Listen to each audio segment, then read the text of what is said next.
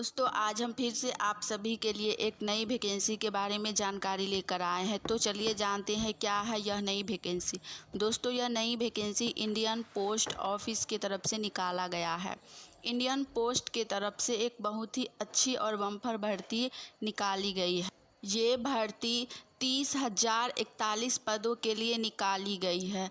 ये भर्ती ग्रामीण डाक सेवक GDS शेड्यूल्ड 2 जुलाई 2023 के लिए निकाली गई है। ये भर्ती देश के लगभग सभी राज्यों के लिए निकाली गई है। इन पदों के लिए आवेदन ऑनलाइन के माध्यम से लिए जाएंगे।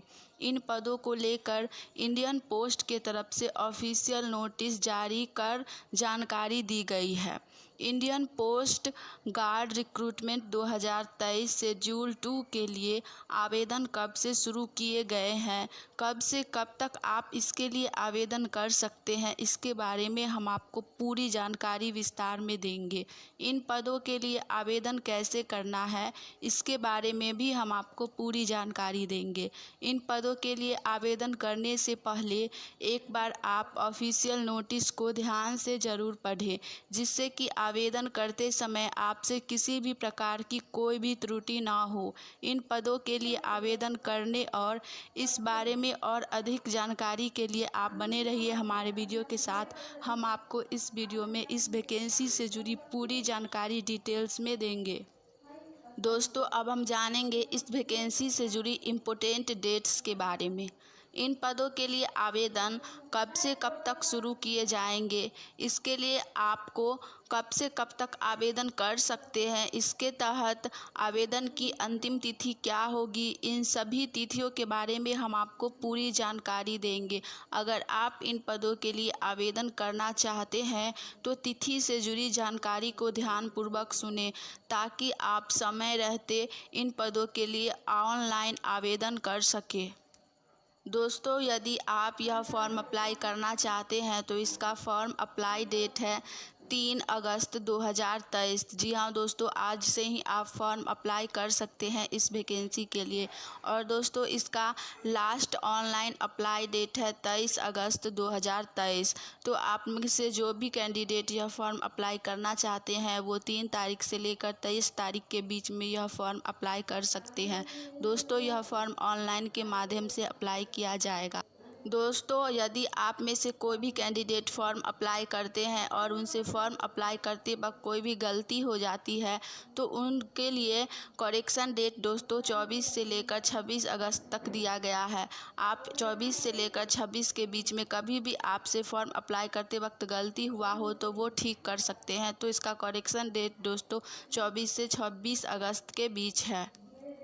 दोस्तों अब हम जानेंगे इस वैकेंसी से जुड़ी एप्लीकेशन फ़ी के बारे में। इन पदों के लिए आवेदन करने के लिए आवेदकों को आवेदन शुल्क भी देना होगा, किंतु ये आवेदन शुल्क केवल कुछ ही वर्गों के आवेदन का देना होगा। इसके तहत अन्य वर्गों के आवेदकों को आवेदन शुल्क में छूट दी गई है। इसके साथ ही महिला आवेदकों को इसके लिए किसी भी प्रकार की कोई भी आवेदन शुल्क नहीं देना होगा, चाहे वो किसी भी वर्ग से आती हो। इसके तहत आवेदन का कितना आवेदन शुल्क देना होगा हम आपको इसके बारे में जानकारी विस्तार में देते हैं। दोस्तों यदि आप जनरल या OBC कैटेगरी में आते हैं तो आपको एप्लीकेशन फ़ी 100 रुपया देना होगा। यदि आप SC ST या फिर PH कैटेगरी में आते हैं तो दोस्तों इसके लिए आपको 100 रुपया देना होगा। दोस्तों ऑल कैटेगरी फीमेल, दोस्तों किसी भी कैटेगरी में फ़ीमेल आती हैं और यदि वह फॉर्म अप्लाई करती हैं तो उनको आवेदन फ़ीस नहीं देना होगा।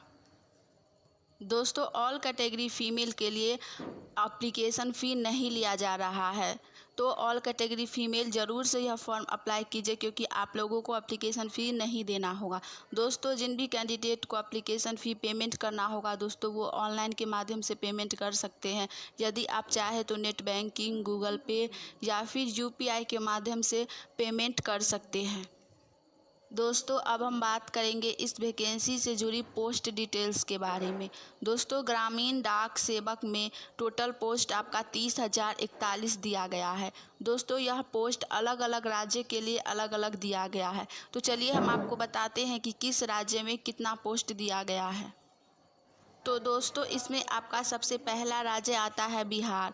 दोस्तों यहाँ का लोकल लैंग्वेज हिंदी है और इसमें दोस्तों टोटल पोस्ट आपका 2300 दिया गया है। यदि आप बिहार से हैं, यह फॉर्म अप्लाई करना चाहते हैं तो आपको वहाँ का लोकल लैंग्वेज जो कि हिंदी है आना चाहिए, तो ही आप इस वैकेंसी के लिए फॉर्म अप्लाई कर सकते हैं। उसके बाद दोस्तों दूसरा राज्य है उत्तर प्रदेश। यहाँ दोस्तों आपका टोटल पोस्ट 3084 दिया गया है। दोस्तों आप किसी भी स्टेट से हो, यदि आप यह फॉर्म अप्लाई करना चाहते हैं तो इसके लिए दोस्तों वहाँ का लोकल लैंग्वेज आपको आना चाहिए, तभी आप वहाँ का फॉर्म अप्लाई कर सकते हैं। उसके बाद है दोस्तों छत्तीसगढ़। वहाँ पर आपका टोटल पोस्ट 721 है। उसके बाद है दिल्ली। दिल्ली में दोस्तों आपका 22 पोस्ट दिया गया है और इस वैकेंसी का दोस्तों सबसे कम पोस्ट दिल्ली में ही दिया गया है। उसके बाद है दोस्तों राजस्थान। राजस्थान में दोस्तों 2031 टोटल पोस्ट आपका दिया गया है। उसके बाद आता है हरियाणा। यहाँ दोस्तों आपका 215 पोस्ट टोटल दिया गया है। उसके बाद है हिमाचल प्रदेश। यहाँ दोस्तों आपका 418 टोटल पोस्ट दिया गया है। उसके बाद है दोस्तों जम्मू एंड कश्मीर। यहाँ आपका टोटल पोस्ट 300 दिया गया है। उसके बाद है झारखंड। यहाँ आपका टोटल पोस्ट दोस्तों 530 है। उसके बाद है दोस्तों मध्य प्रदेश। यहाँ आपका टोटल पोस्ट 1565 दिया गया है। उसके बाद है दोस्तों केरला। यहाँ आपका टोटल पोस्ट 1508 दिया गया है। उसके बाद है दोस्तों पंजाब। यहाँ आपका टोटल पोस्ट 336 दिया गया है। उसके बाद है दोस्तों महाराष्ट्र। यहाँ आपका 3154 टोटल पोस्ट दिया गया है। उसके बाद है दोस्तों नॉर्थ ईस्टर्न। वहाँ आपका दोस्तों 500 टोटल पोस्ट दिया गया है। दोस्तों इसके बाद अगला स्टेट है उड़ीसा। यहाँ आपका 1279 है पोस्ट टोटल। उसके बाद है कर्नाटका। यहाँ दोस्तों 1714 टोटल पोस्ट है। उसके बाद है तमिलनाडु। यहाँ आपका दोस्तों 2994 टोटल पोस्ट दिया गया है। उसके बाद है तेलंगाना। यहाँ दोस्तों 861 टोटल पोस्ट दिया गया है। उसके बाद है दोस्तों असम। यहाँ आपका दोस्तों 855 टोटल पोस्ट दिया गया है। उसके बाद दोस्तों आता है गुजरात। यहाँ पर दोस्तों आपका 1850 टोटल पोस्ट दिया गया है। दोस्तों तो अब इस वैकेंसी का लास्ट 2 स्टेट बचा हुआ है। पहला है दोस्तों वेस्ट बंगाल। यहाँ पर आपका 2127 पोस्ट है टोटल। उसके बाद है दोस्तों आंध्र प्रदेश।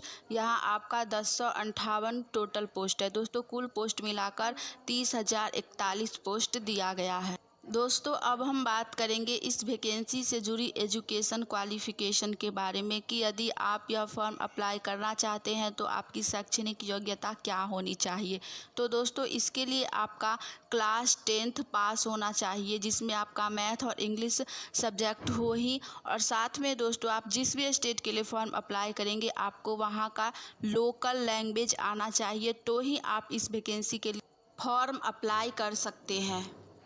तो दोस्तों इस वैकेंसी के लिए एजुकेशन क्वालिफ़िकेशन बहुत ही कम रखी गई है, सिर्फ 10वीं पास रखी गई है। तो दोस्तों आप में से सभी लोग जो भी इस बार या पहले 10वीं पास कर चुके हैं वो लोग यह फॉर्म ज़रूर अप्लाई कीजिए।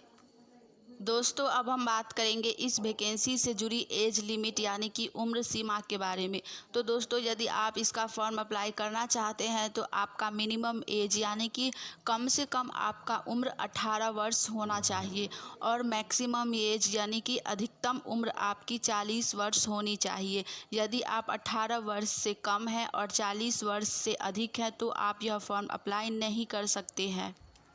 तो दोस्तों जिस भी लोगों का उम्र 18 से लेकर 40 वर्ष के बीच में है वो लोग यह फॉर्म ज़रूर अप्लाई कीजिए।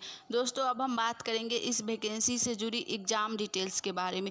तो दोस्तों इस वैकेंसी में आप फॉर्म अप्लाई करते हैं तो आपको एग्ज़ाम नहीं लिया जाएगा। फॉर्म अप्लाई होने के बाद ही दोस्तों डायरेक्ट इसका मेरिट लिस्ट जारी किया जाएगा। मार्क्स के बेसिस आप लोगों का सिलेक्शन किया जाएगा। दोस्तों इसमें कोई भी एग्ज़ाम नहीं है, तो आप लोग यह फॉर्म ज़रूर से ज़रूर अप्लाई कीजिएगा। दोस्तों हमने इस वैकेंसी से जुड़ी आपको सारी जानकारी दे दी है। अगर आपको यह जानकारी अच्छी लगी हो तो प्लीज़ हमारे वीडियो को लाइक कीजिए। ये हैं दोस्तों कल फिर से एक नई वैकेंसी में। आज के लिए इतना ही। जय हिंद। दोस्तों आज हम फिर से